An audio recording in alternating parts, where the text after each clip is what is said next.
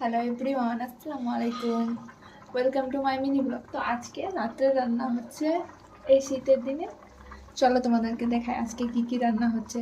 এই ঠান্ডায় রাতে গরম গরম বেশ মজা লাগে।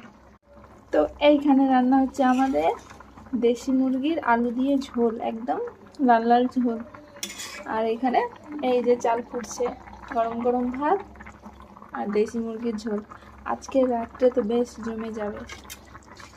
এই যে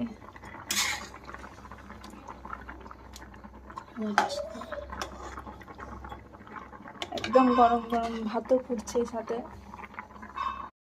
সবাই আমার ভিডিওটা ভালো লাগলে লাইক শেয়ার অ্যান্ড কমেন্ট করবে আর জানাবে আমাকে যে কেমন হয়েছে। আজকে তো এই রাতে তো বেশ খাওয়া দাওয়া জমিয়ে হবে সবাই।